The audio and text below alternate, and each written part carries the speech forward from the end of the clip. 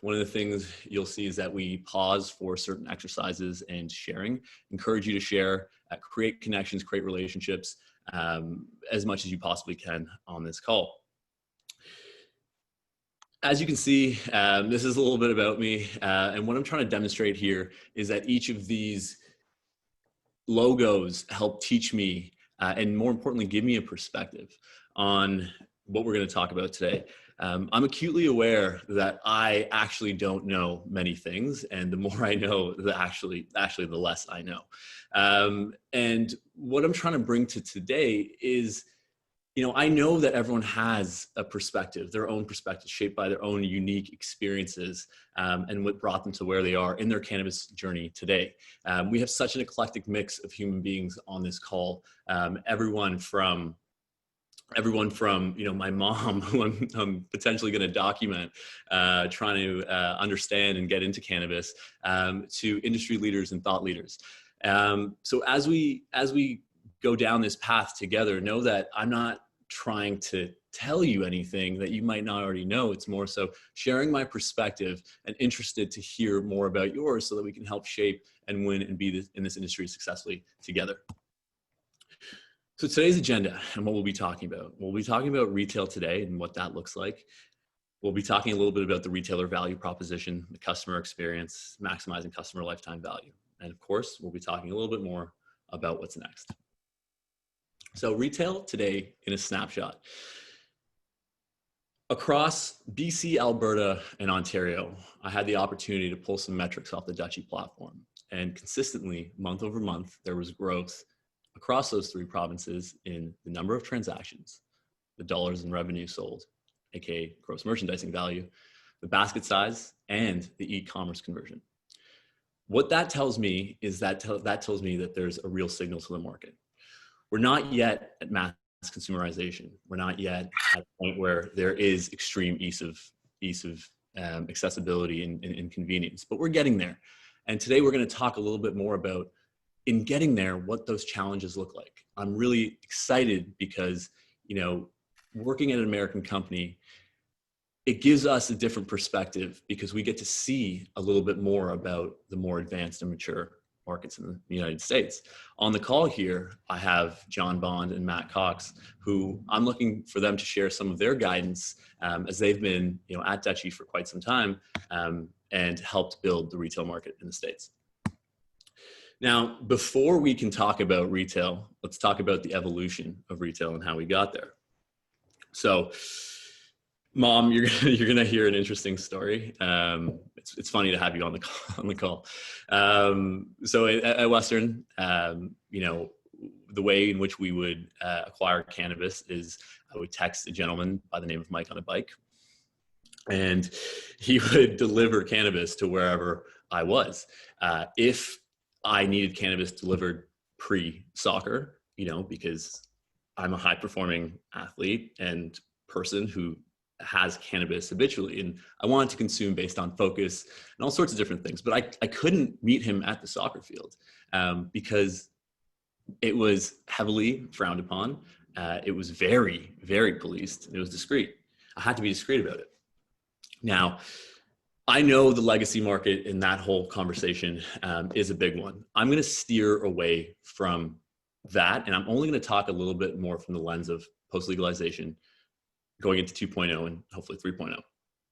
So what was 1.0? We just kind of talked about it, and we just essentially got out of it. So it was retail 1.0 was a bunch of first customers, first returns, first products knowledge sessions, many different firsts. There's limited product selection, pre-edibles, pre-beverages coming to market, and it was and still is heavily regulated. Move forward to January 2020. Everyone is all giddy and excited based on the premise of a new year. Hooray! Coronavirus hits. At the same time, coronavirus, didn't you know that cannabis retail 2.0 products were launching? More producers came into the market. More retailers came into the market. More options. For those of you who don't know the turbulent times of retail, cannabis was legalized obviously on the 17th of October in 2018, but retail really didn't start till much later than that. And, in Ontario, there was a lottery system. So I'd encourage you to kind of look at what that story is if, you're coming from the perspective of not knowing. Regardless, where we're going to focus is 2.0 today, which is the majority of our conversation. However, in order to focus on 2.0 and exceed and get to 3.0, we need to understand the challenges. So currently in California and Oregon and Colorado, they have a more defined retail model, a more mature market, where over time, retail is evolving from locations that dispense to locations that serve and creating an immersive cannabis experience. I'd love to call upon John Bond really quickly to give us a few examples of what he's seen in Retail 3.0 and where Canada has the opportunity to get to. Yeah, absolutely. One of the really unique things I've seen kind of pop up more predominantly in California than other places would be the consumption lounge concept. And one of the most unique concepts that I've seen out there is one that we actually have the fortune of partnering with called the Cannabis Cafe. And it's actually the first consumption lounge in the United States they actually serve food at. And so a really unique concept, they were able to leverage some creative licensing to where their outdoor patio is actually a dispensary, and the inside is a to-go restaurant that actually serves plated food. And so they're actually able to consume the cannabis in there. And I think you're going to start to see people get a little more creative with the licenses and the municipalities that they work in. And so this is actually down in West Hollywood, and obviously greatly dependent on the area, but it's a really unique concept, and you've seen people start to try and work and replicate that as well too. Thanks, John. So in order to get there, and we will get there, we're going to get there soon. But in order to get there, we need to first address the challenges in front of us and the areas of consideration. Again, a lot of this is, I'm probably preaching to the choir. A lot of this are points you already know. However, bear with me while we walk through the challenges in the industry today. So right now, normalization is a challenge. Again, Mom, I'm so happy you're on the call because this is a perfect medium to talk about this. I left my job at Salesforce to come to dutchie. My mom thought I was absolutely insane, borderline criminal. But it's because there was such a stigma associated, and it is associated with cannabis. For those of you who haven't seen, a bunch of celebrities were doing a reading on Fast Times at Richmond High, and I'd encourage you to watch how Shia LaBeouf plays the epitome of that role and what he does on there. Shout out to a good friend of mine, Alam, for that. Also, I want everyone to know real quick, I digress, but this deck is beautiful, and Alam Jaffer is the reason why, my best friend is the reason why this deck is beautiful. So quick, silent shout out to my guy over there. So industry challenges. Normalization is obviously a key challenge for all of us as we seek to drive mass consumerism and appeal to different demographics with cannabis. Adoption. It's one thing to normalize it, but it's another thing to adopt it in your everyday habits. How are you interacting with cannabis? Is it something that's built into your behaviors? Retailers can learn a lot about that adoption, especially in something like an express pickup line. On my way to soccer, if there was that express pickup line and I could order online, it would be fantastic. And that's driving into my behaviors and my habits. And finally, experience. We just heard an awesome way that California is doing things as it relates to experience. I can't wait to get here. I can't wait to drive and hammer this forward. So what does that mean for a retailer? What does that mean for retail in general? What are those challenges? Well, right now, those challenges look like differentiation, experience, and of course, loyalty and retention. What I mean by that is, how do you stand out as a retailer in the sea of sameness?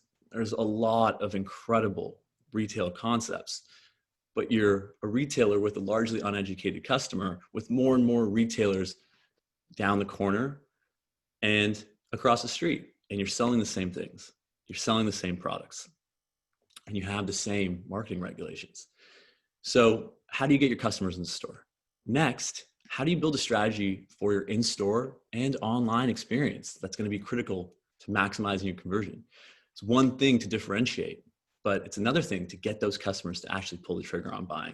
And finally, I like this point a lot because loyalty is some gray area, black box in Canada. I don't have a full understanding on it, but loyalty doesn't mean just a rewards program. Loyalty means, how do you drive customer evangelism? How do you create micro influencers within these communities that go tell the rest of the parents at soccer about their great retail experience that they just have?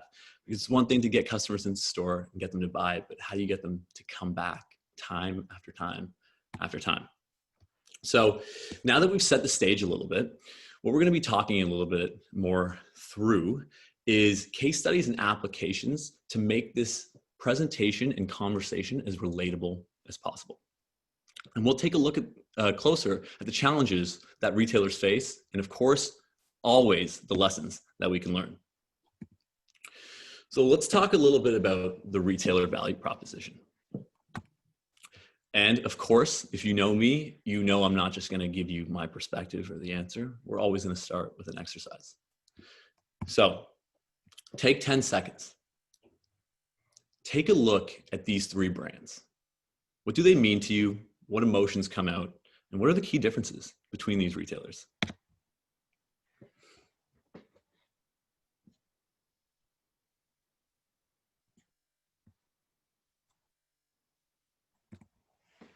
Great.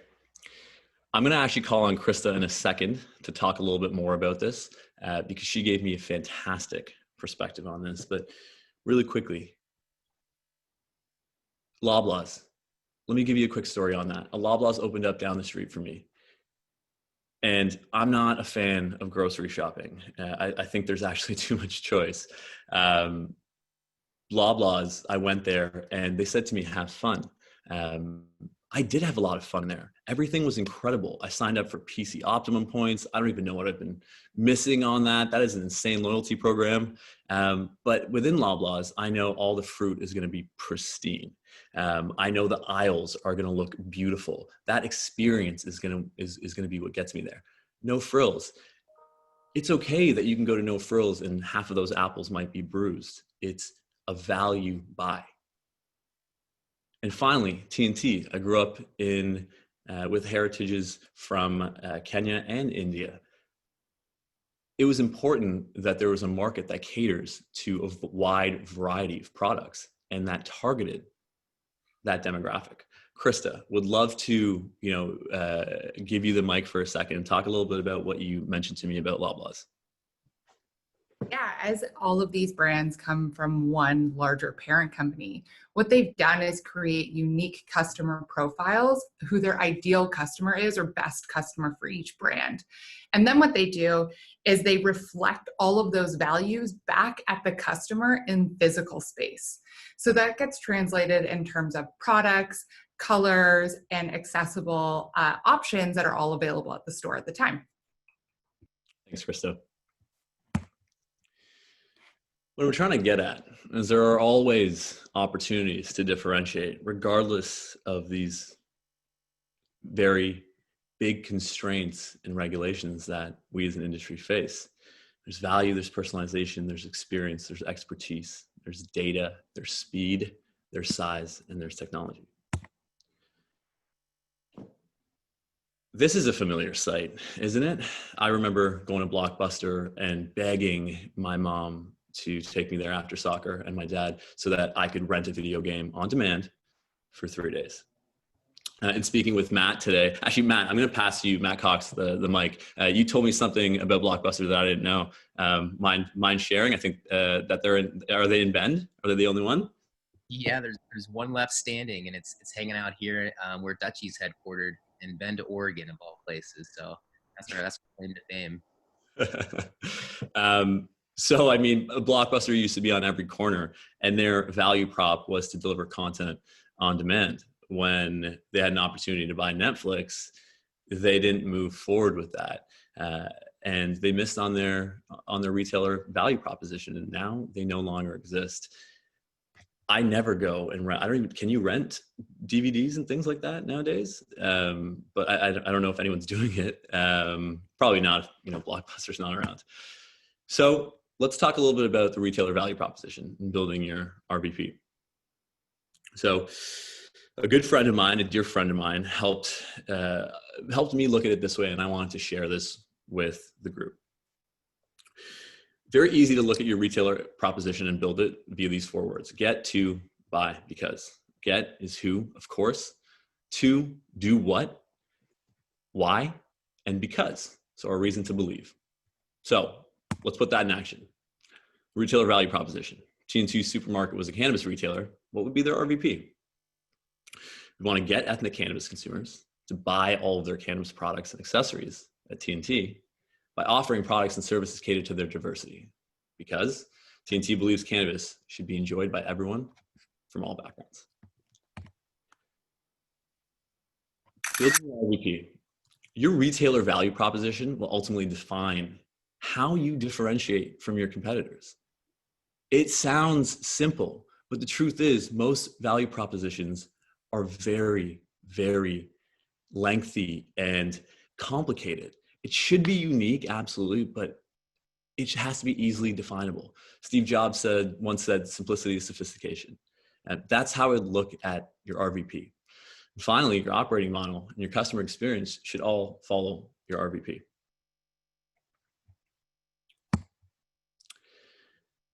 So let's talk a little bit about the customer experience.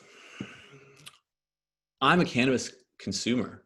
I've been in the industry for 2 years, which feels like 50. You can't really see it, but I got a lot of whites on the side of my hair and even in my beard. The customer experience needs to be uniform.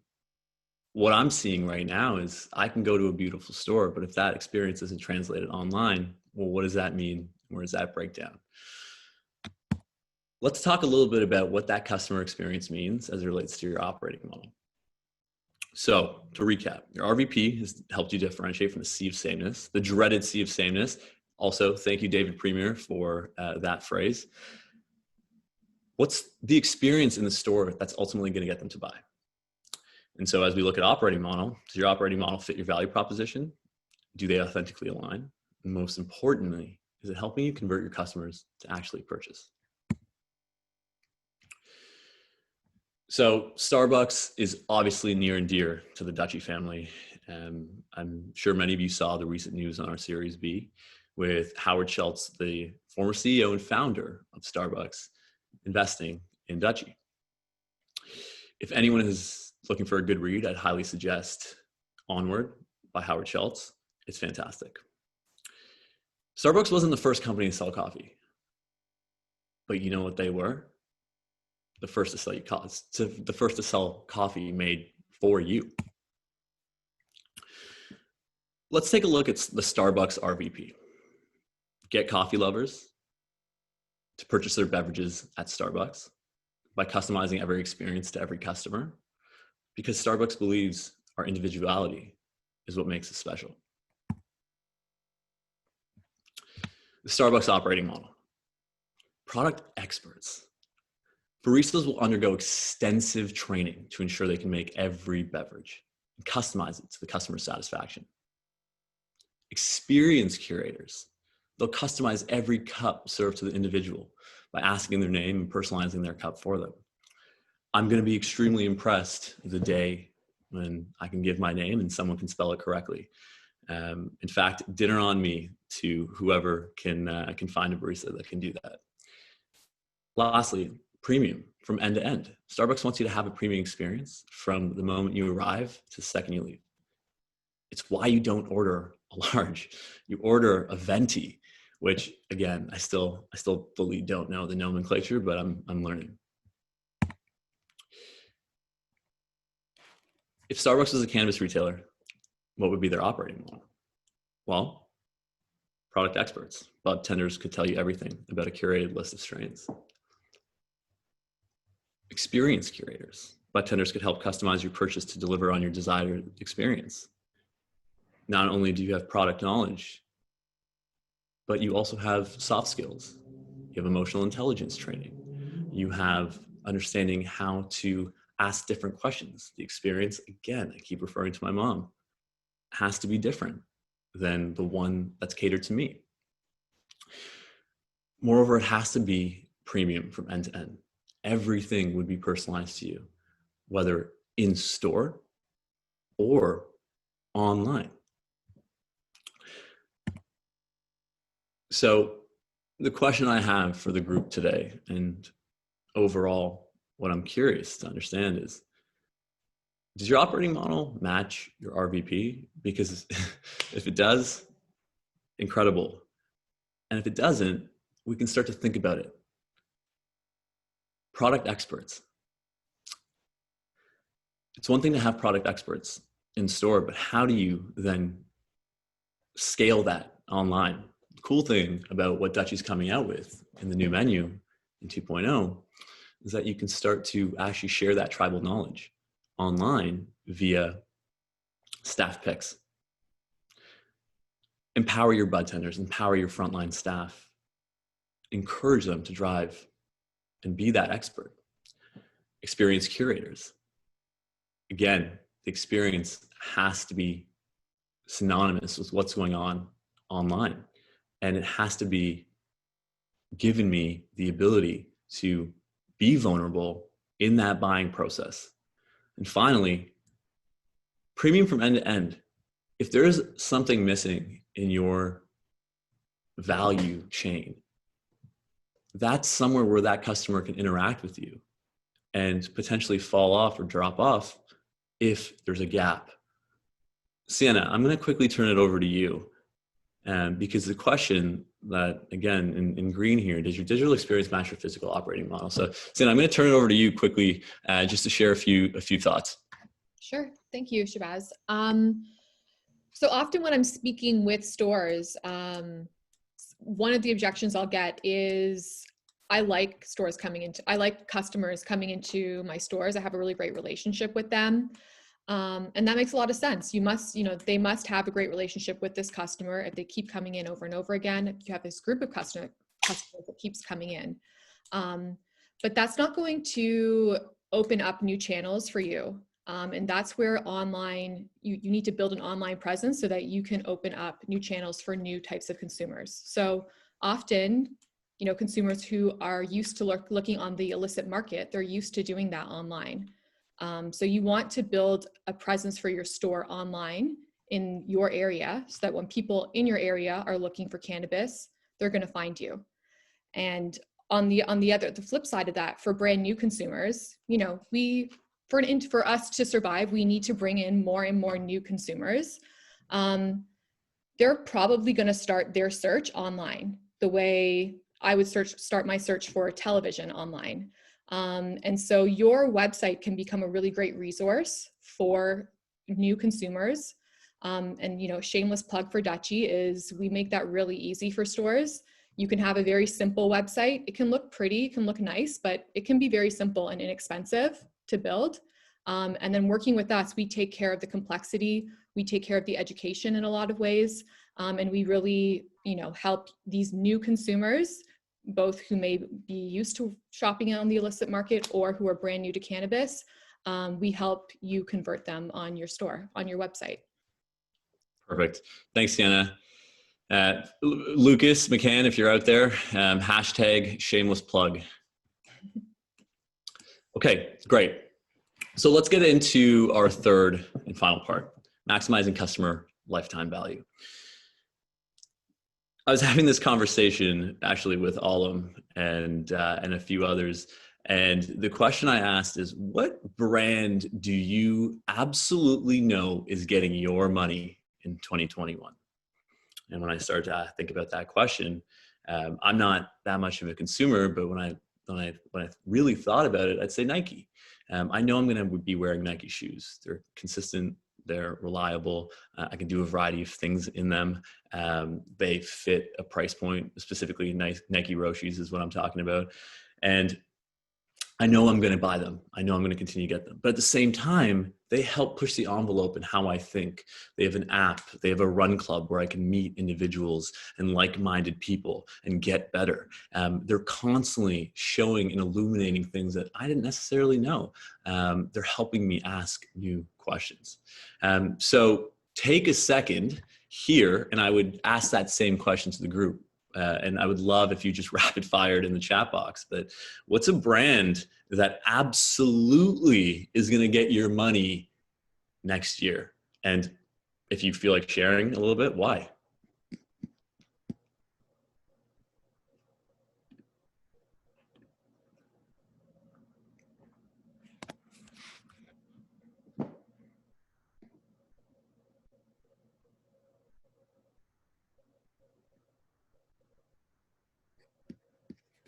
Cool, I'm seeing some good ones. Uber, Haagen-Dazs, Aritzia, Trek Bikes, Lulu, it's a problem. Peloton, okay, nice, nice. They made a big push during Corona. Uber, Apple ×2, Heidi, fantastic. Purell, Peter, well done. Ganjika House, bravo, Ganjika House. Great, so now that we've talked about the retailer value proposition, and now that the RVP has helped you differentiate and got that customer into your store, we've learned a little bit about the customer experience and your operating model needing to be in sync all the way around to enable your customer to actually buy or make a purchase, whether it's in your physical store or your digital store. Let's talk a little bit about customer lifetime value and what you need to be thinking of and doing to get your customer to come back again and again, and then tell their friends, and then have those friends tell their friends, and then have those friends tell their colleagues, not their friends.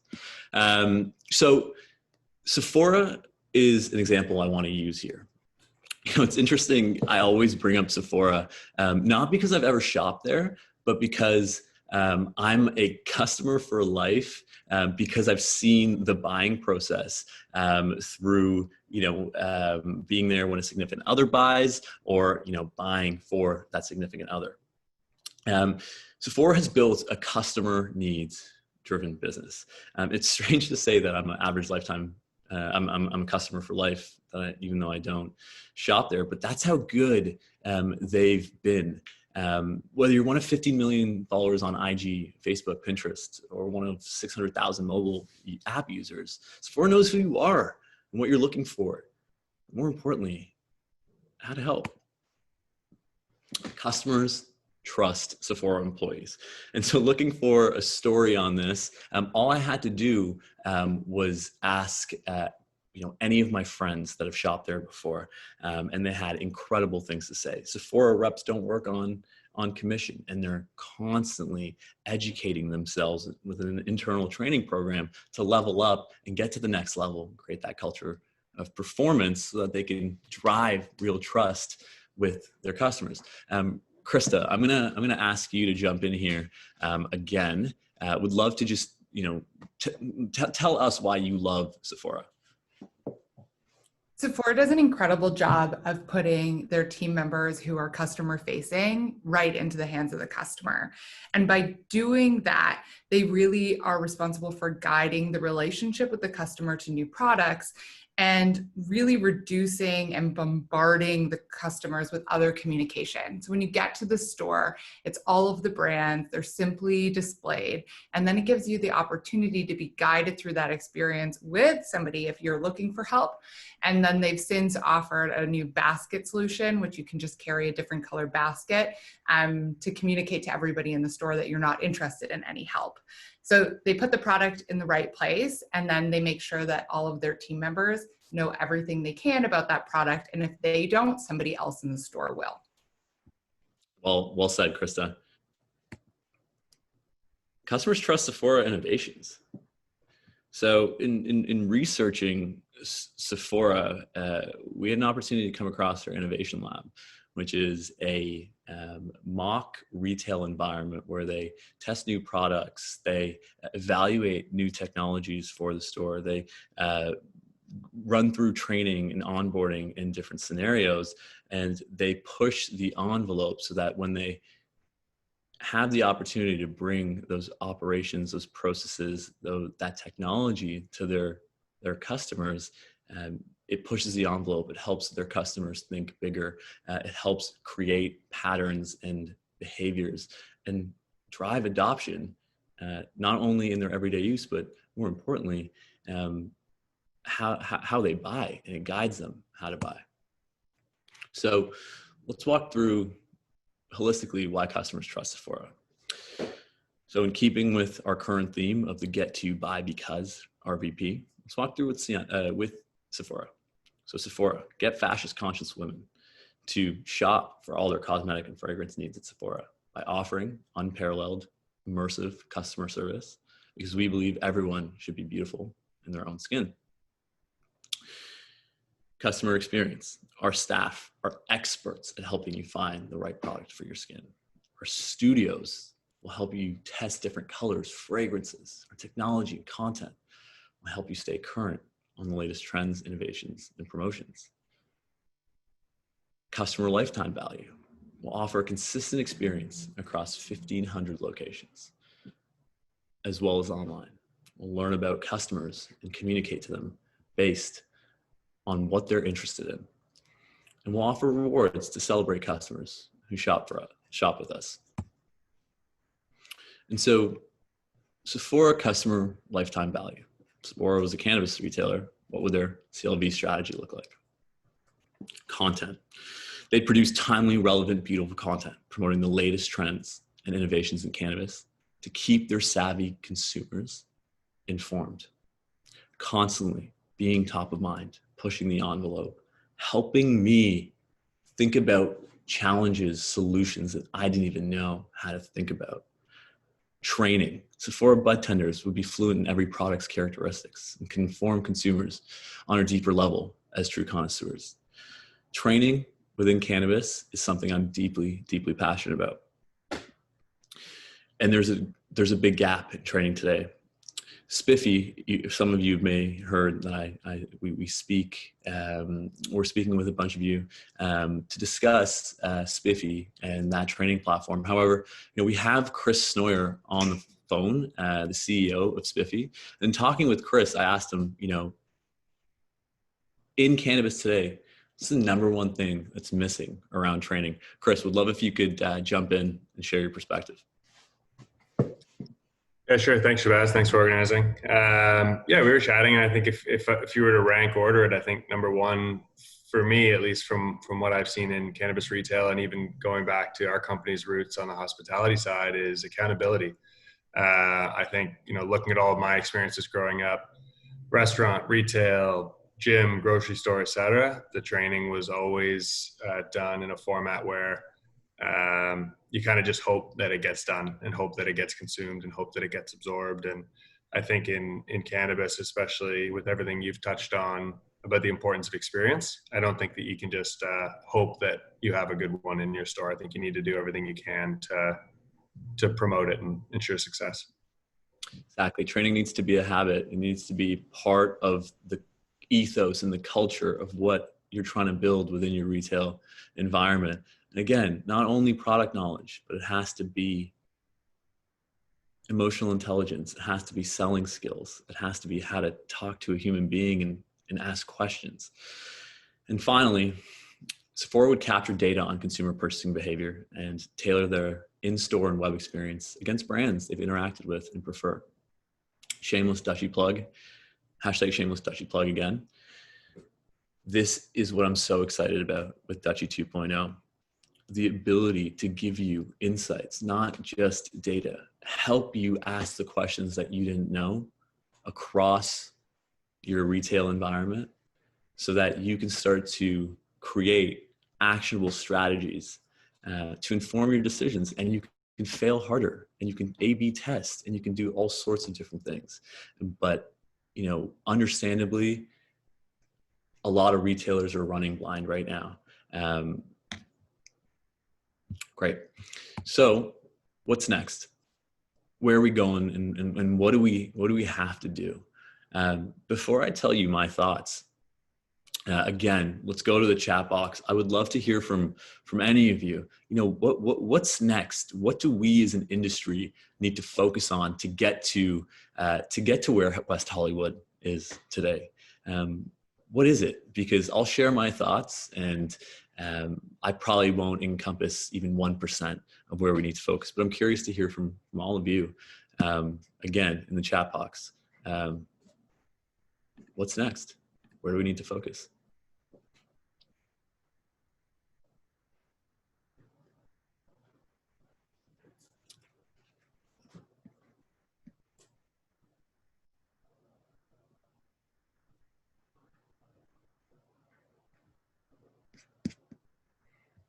Customer experience.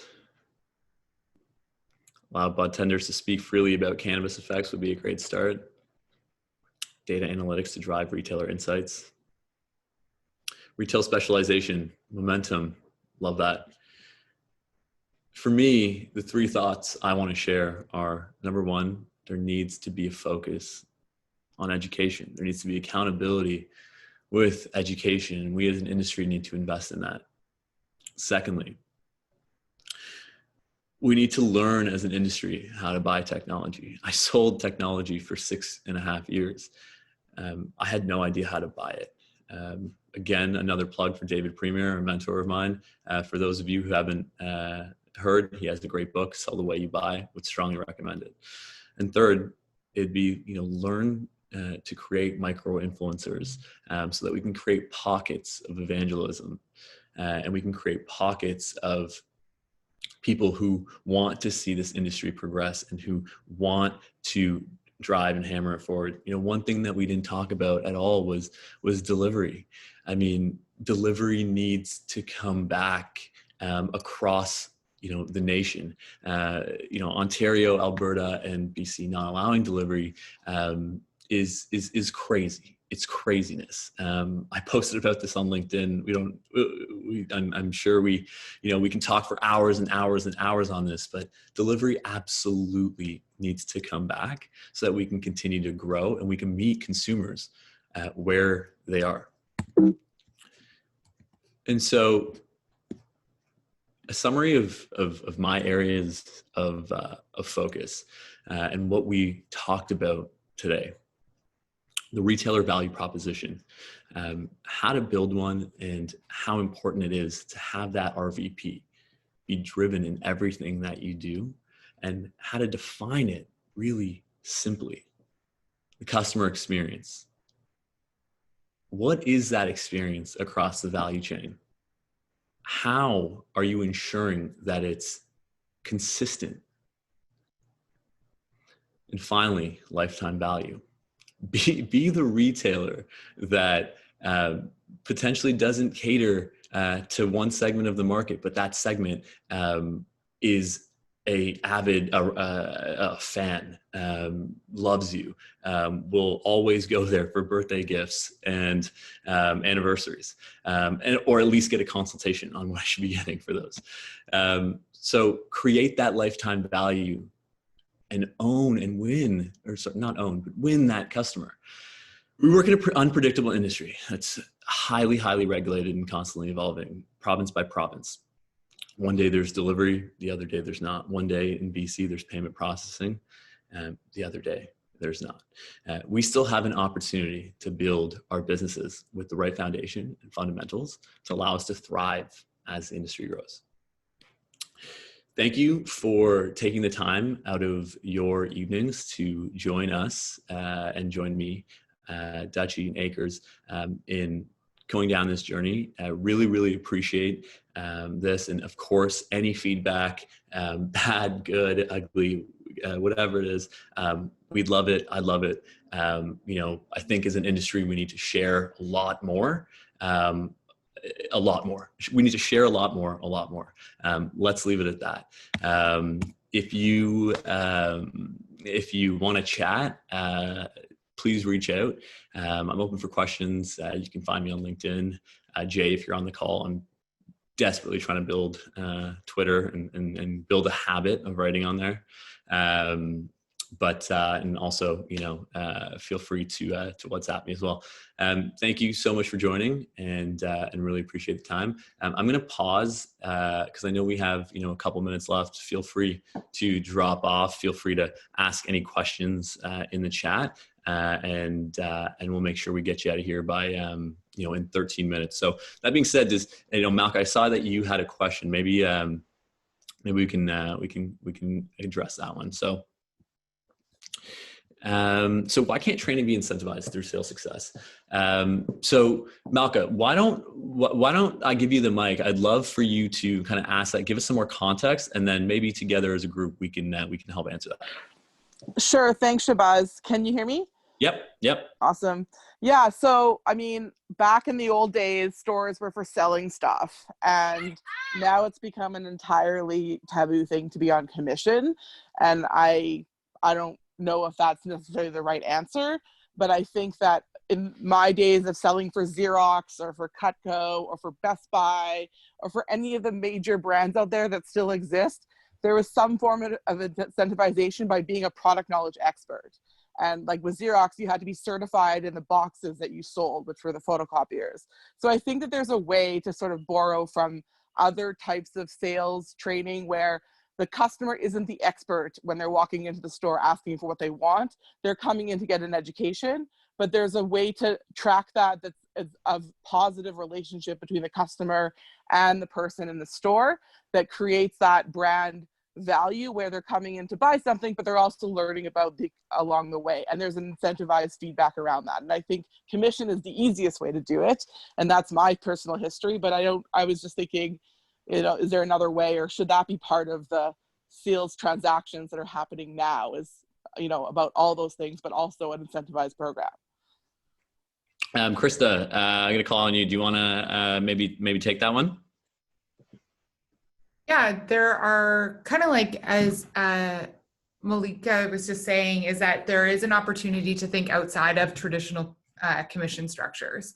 And when we start to think about staff incentives, it can be like other KPIs which get measured. So what's the customer retention rate, or how often do they see the same customers visit them again? Those things can be really useful in setting up more like a kickback program, which are then not utilized to add on to the wage, which is already being earned, but incentivize new behaviors or behaviors that will reinforce the KPIs that you've chosen to drive your business. Great. Thanks for that, Krista. Let's move to Deepak. You mentioned in the chat box what's next is, and what we need to focus on are those archaic regulations. On the brand side, high quality products; on the retail side, customer experiences. Would love your input and thoughts, Deepak, especially from someone who's been working in the compliance space and knows the industry quite well. Talk to us a little bit more about what is that first step to start to erode at those severely restrictive and archaic regulations, and what do we need to do to get out of that and get free, essentially. Gosh, how much time do you have, Shahbaaz? There's so much that needs to change, really. Maybe I'll touch on 2 or 3 things that might be valuable for this presentation. I think on the federal government side, I think it was brought up earlier, the ability to speak to effects and to be able to speak to outcomes, I think is probably a really good starting point from a federal perspective. For our colleagues in the US, cannabis is regulated very differently in Canada than it is in the US. And so we have overly kind of restrictive regulations on the federal basis. I think just even being able to speak to effects and outcomes would probably be a huge move from a federal perspective. On the provincial side, as an example, different provinces, I know Manitoba started to have conversations around outdoor consumption, around consumption sites. I think, that's probably a huge area of void, particularly in a COVID situation now with respect to people wanting to go out and get social. So I feel like there's many, many things that need to happen on the provincial side. You touched on delivery. You can pretty much take any aspect of the regulations and start to, talk about each of them individually. But for me, also Farmgate is probably going to be critical, the ability to be able to sell product directly without going through provincial monopolies in many cases, even through retail. The ability for a small craft cultivator and processor to be selling to a retailer is going to be a huge step. So, we can start there. And I'd say on the retail side, I think we're just starting to see the tip of the iceberg. We're starting to see people go and prefer certain cannabis retail stores as opposed to others. And I think it really comes down to consumer experience and what does the customer feel like when they actually go to the point of sale or retail as opposed to ordering online. And I think there's a lot to be done there as well.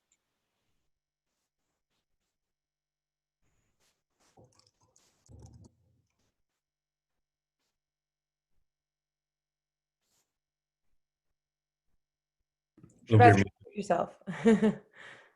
Yeah, that's pretty much it. I mean, that was my little rant. That was perfect, and I didn't realize I was on mute. Oh, technology. I appreciate that, Deepak. That was super insightful, and absolutely, we need to talk a little bit deeper on that. Emily, are you on the call? Emily from Zenabis? Still? Yeah. Did she drop off? Okay, so how to have that personalized in memorable experience in in-store days. And I'm gonna turn it over to you because we talked a lot about experience, and obviously COVID is constantly phase 2. Is it real? All sorts of different things. So let's talk a little bit more about that. I'd love to toss the mic over for you to give us some context and hopefully address and discuss it as a group.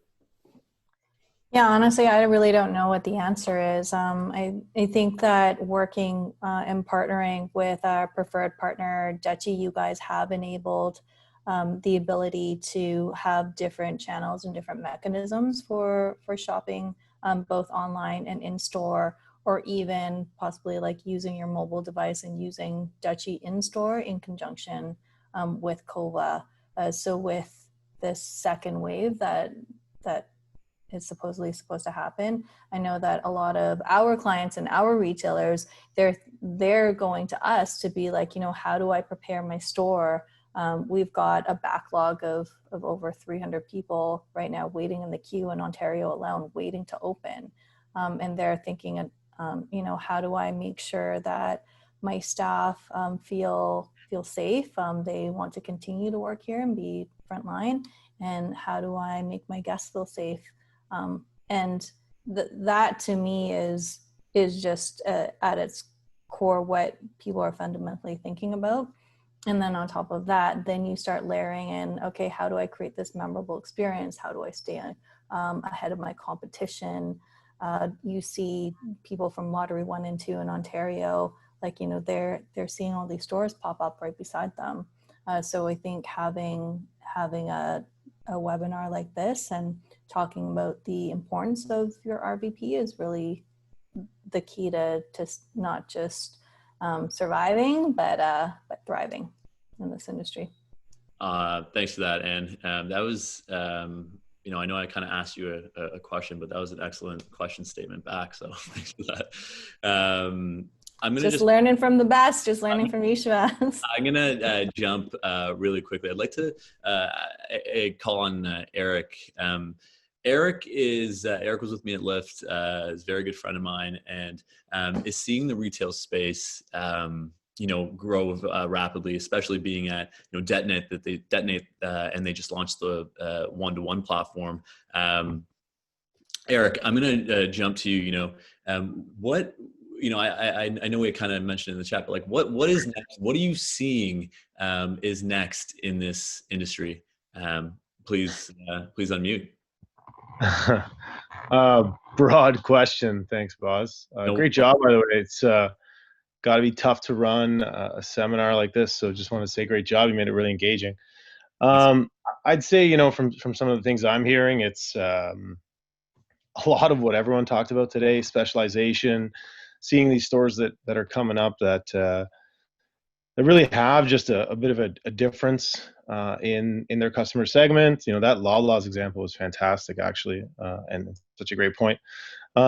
I think, what we're starting to see, if the numbers are right, I was kind of looking back and seeing, the distance per store on average, there's 2,400 LCBOs in across Canada. So are we going to see those numbers spiking up? before we had like 50 or 60 kilometers distance to a store, and now we're seeing much lower ones. And if you go to Queen Street in Toronto, you have like 13 in one location. So really being able to stand out, differentiate your store, have up-to-date information. So I think I put in the chat, communication is going to be really key between LPs and retailers and bud tenders.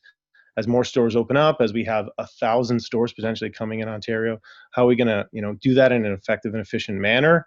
I think that those are some of the keys. So better communication and continuing this like differentiation and understanding who your consumer segment is as a store. That's really well said. And that's such a massive point that we didn't really talk about, which is scale. If you're a brand, how are you going to scale your brand? How are you going to scale that tribal knowledge? If you're a retailer, how are you going to scale that ethos? It's one thing for a brand to touch a retailer and build a relationship based on one touch. When there's 300 stores, Eric's pointing to 1,000 stores and beyond, repetition and building that real relationship is key. But how do you scale that as the industry explodes? Malka just put in Calgary, it's less than 300 meters. There's lots of great discussion. I saved the chat, but I know that it's late and you're probably tired of hearing from me and seeing my face. So, I didn't wear a turtleneck because Eric and my mom wouldn't let me. But next time, I promise I will. Thank you for joining us today. This was fantastic. I learned a ton. So if nothing else, well, thank you guys, because I learned. Please, if you have feedback, we'll send around a survey. Please complete it. If these are interesting and you want us to do more, I'm happy to look at what that looks like. I'm going to give you back 45 seconds in your evening. Take care, everyone. Thank you so much, and have a good evening. Thanks so much for joining this evening. Have a good night.